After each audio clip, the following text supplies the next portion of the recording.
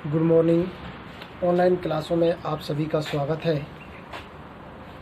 आज हम बात करते हैं बीए पार्ट फर्स्ट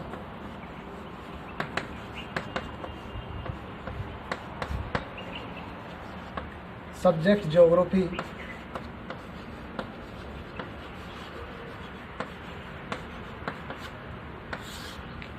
जिसके अंतर्गत लास्ट क्लास में मैंने आपको अपना टॉपिक चल रहा था प्रवाल भित्ति, जिसके अंतर्गत मैंने आपको प्रवालों के बारे में बता दिया था और प्रवालों को प्रभावित करने वाले कारक भी करा दिए थे।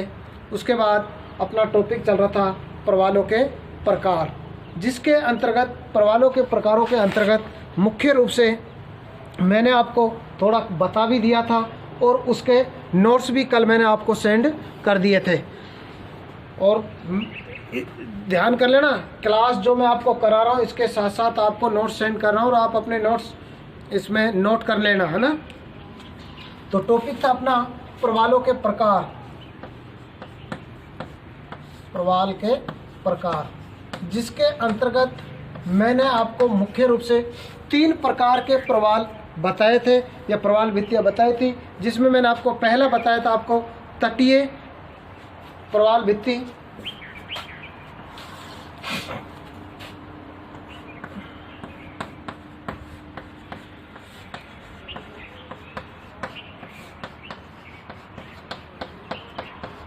नंबर 2 की हम बात करें, नंबर 2 आपको बताया था अवरोधक भित्ति, ठीक है, या परातल।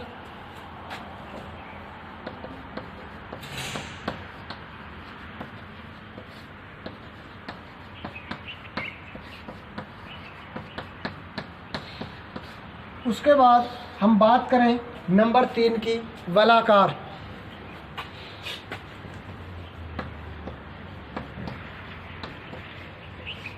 ठीक। यहाँ तक मैंने आपको कल कुछ बता दिया था लास्ट क्लास में। अब देखो, जब हम बात करते हैं तटीय प्रवाल भित्ति की, अब देखो नाम सही है, वह प्रवाल भित्तियाँ जिनका विकास तटों के पास होता हो, अर्थात हम बात करें इस प्रकार की भित्तियों का जो समुद्र की क्या है, इस पर तटों के आसपास समुद्र की ओर विकसित होती है। जैसे तट हम बात करते हैं, ये समुद्र है, ये यदि समुद्र है और ये इसका क्या है, तट है, तो इन तटों के आसपास समुद्रों की ओर विकसित होती हैं। कैसे होती हैं? समुद्रों की ओर विकसित होती हैं, इस प्रकार से, ठीक है। फिर हम बात करते हैं यहाँ पर लेगून झीलों की भी, तो यह इन प्रकार की उसमें लेगून झीलों का भी विकास होता है, या कह सकते हैं हम अस्वच्छ जलों के कारण, इसमें होने के कारण जवाब प्रवाल जब लेगून झीलों में क्या आ जाता है, अस्वच्छ जल आ जाता है, तो भी इनका विकास में थोड़ा परिवर्तन आता है, या हम कहें इनमें अवरोध उत्पन्न हो जाता है, या कहते हैं ये नहीं पनप पाती हैं। इस प्रकार के प्रवाल भित्तियाँ खड़े ढाल वाली होती हैं। कैसी होती हैं? खड़े ढाल वाली होती हैं, जिनका हम बात करें तटों की ओर कम ढाल तथा महासागरों की ओर उच्च ढाल होता है। मैंने अभी आपको बताया था, खड़ी ढाल वाली होती हैं। महासागरों की ओर तो क्या होता है, उच्च होता है, अर्थात ज़्यादा ढाल होता है, जबकि तटों की ओर कम ढाल होता है। हम बात करते हैं इसकी, तो वो विकास कहाँ होगा, तटों के आसपास, ठीक है। दूसरी बात हम बात करें तो इसका ढाल के विकास किधर होता है, समुद्र की ओर, समुद्र की ओर। कैसे? तटों से समुद्रों की ओर। और इसका ढाल भी क्या होता है, ढाल समुद्र की ओर तो अधिक होता है और अधिक, जबकि हम बात करते हैं तटों की ओर, तट की और कम ढाल होता है, कम ढाल होता है, ठीक है। ये इसकी तटीय प्रवाल भित्ति की विशेषता है। नेक्स्ट हम बात करते हैं प्रवाल जो भित्ति है वो कैसी, अवरोधक प्रवाल भित्ति की। यदि देखो नाम से अवरोधक प्रवाल भित्ति, तो हम बात करते हैं इस प्रकार की भित्तियों का निर्माण बड़े रूप में अर्थात विस्तृत रूप में कैसा होता है, विस्तृत रूप में होता है, जिनकी लंबाई या हम कह सकते हैं जो मुख्य रूप से हम बात करते हैं 130 से 5 किलोमीटर तक के क्षेत्र में ये विकसित हो जाती हैं, ठीक है। ये मुख्य स्थल भाग से मध्य भाग लंबी चट्टानों के रूप, कैसे लंबी चट्टानों के रूप में विस्तृत रूप से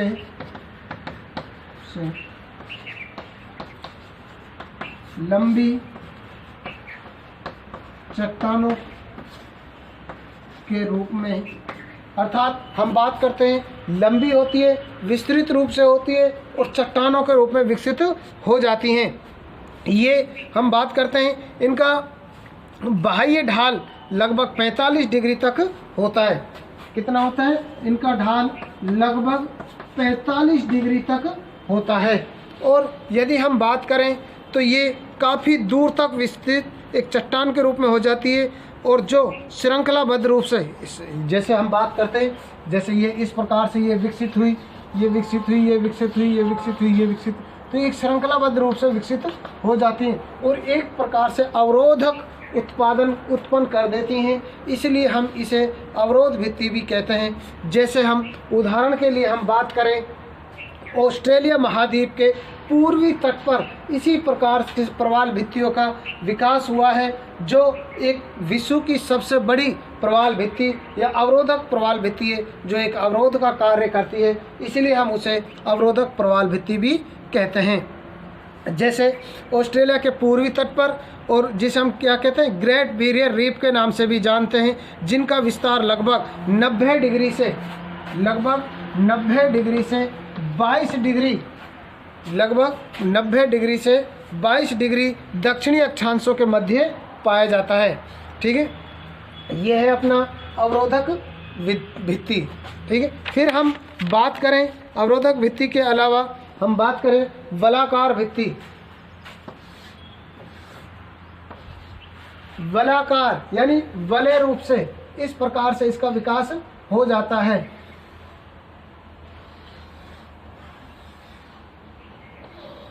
इस प्रकार से, या हम कह सकते हैं इनका विकास घोड़े की नाल की तरह भी होता है। कैसा होता है? घोड़े की नाल की तरह भी होता है। यदि हम बात करें इस प्रकार की भित्ति की जो विकास होता है, कैसा होता है? घोड़े की नाल की तरह।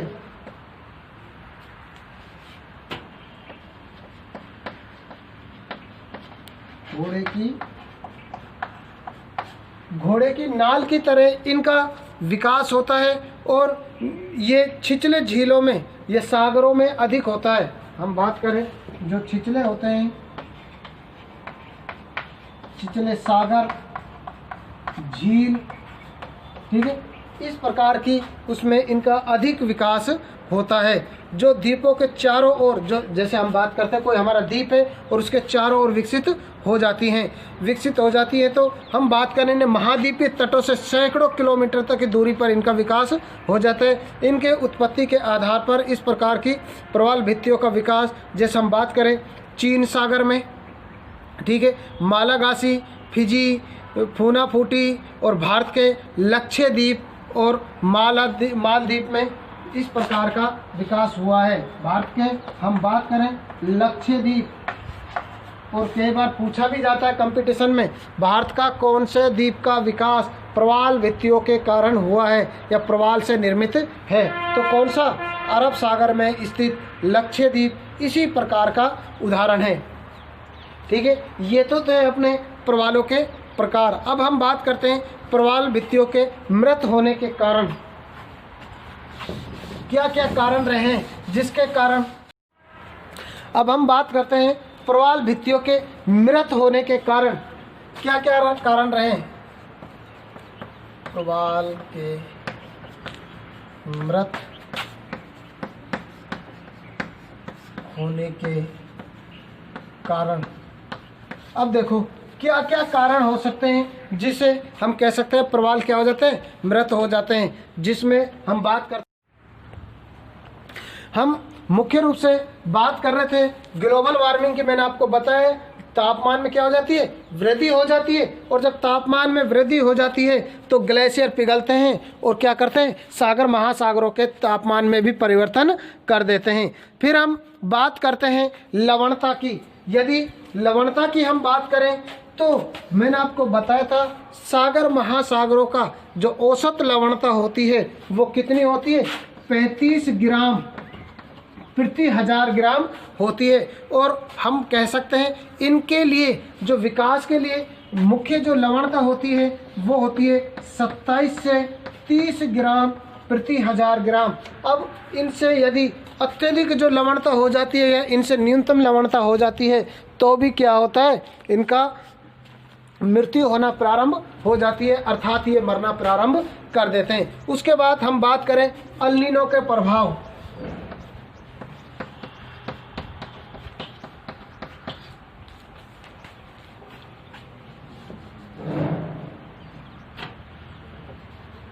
यदि अल नीनो के प्रभाव की हम बात करें तो अल नीनो के प्रभाव ये भी ये क्या है, एक समुद्री धारा है या समुद्री समीर है, या हम कह सकते हैं ये क्या है, एक महासागरीय जल धारा है, जिसके आधार पर भी क्या होता है, सागर महासागरों के तापमान में क्या हो जाता है, परिवर्तन आ जाता है, जिससे भी प्रवाल विरंजन होने लगते हैं, अर्थात प्रवाल मरने लगते हैं। फिर हम बात करते हैं जलवायु परिवर्तन, या हम बात करें मानवीय क्रियाएं। जलवायु परिवर्तन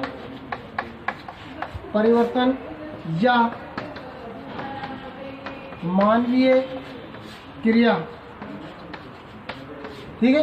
तो यह कारक भी, जैसे हम बात करते हैं वर्तमान में हमारे यहाँ पर जलवायु परिवर्तन में हम क्या हो रहा है, जैसे शीत ऋतु का आप देखते हो, जिस जनवरी माह में ज़बरदस्त सर्दी होती है, धीरे धीरे कम होना या फिर लेट होना, तो जलवायु परिवर्तन भी क्या करता है, प्रवालों को मृत करता है। साथ में मानवीय क्रियाएं, मानव भी विभिन्न प्रकार की जो क्रियाएं करता है, इसके आधार पर भी क्या हुआ है, इसमें परिवर्तन हुआ है, जिसमें क्या हुआ है, प्रवालों की मृत्यु हुई है, ठीक है। ये सभी कारक रहे हैं जो हम कह सकते हैं प्रवालों के मृत्यु के मुख्य कारक हैं, ठीक है। ये प्रवालों का आज का टॉपिक आपका समाप्त है, ये टॉपिक भी आपका कंप्लीट है, ठीक है। ये आपको अब जो आपके नोट्स रह रहे थे केवल इतने ही रह रहे थे प्रवालों के मृत होने के कारण, बाकी मैंने प्रवालों के प्रकार तक आपको नोट्स उपलब्ध करा दिए थे, अर्थात सेंड कर दिए थे।